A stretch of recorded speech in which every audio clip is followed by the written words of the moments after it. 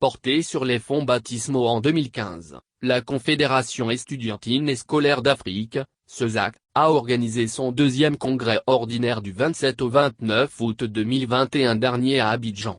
À l'issue des travaux qui ont vu l'élection d'Ala Sinclair au secrétariat général de cette organisation continentale, le congrès a émis des recommandations pour l'amélioration des conditions d'études dans les écoles et universités d'Afrique.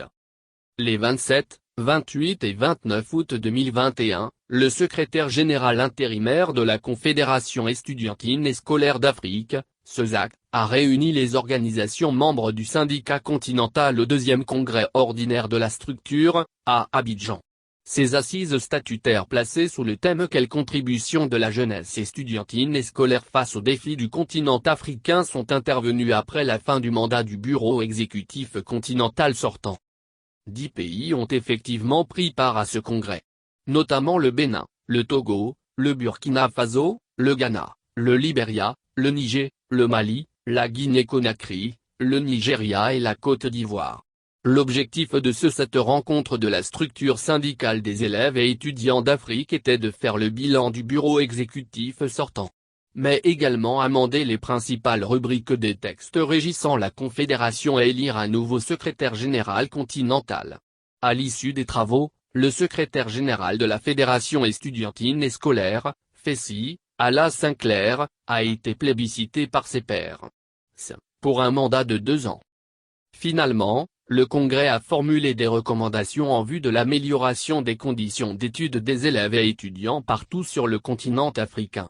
Notamment, la mise sur pied immédiate, par le nouveau secrétaire général élu, d'une commission ad hoc chargée de la relecture des statuts et règlements intérieurs de la Confédération. Cela, en vue de leur adoption au cours de la prochaine Assemblée générale. Ensuite, la nécessité pour le nouveau secrétaire général d'entreprendre des réformes structurelles requises afin de rendre la CESA plus dynamique et améliorer son efficacité sur tous les plans. Puis, le Congrès a recommandé que les dirigeants africains mettent en œuvre des accords pour homologuer les frais de formation dans les écoles et universités d'Afrique.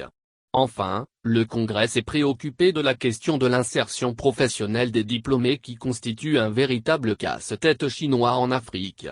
À cet effet, il recommande la révision des curricula de formation et la promotion des filières en adéquation avec les besoins du marché de l'emploi. Notons que plusieurs autres organisations de jeunes dont All African Students Union, ASU, ont pris part au congrès en qualité d'observateurs.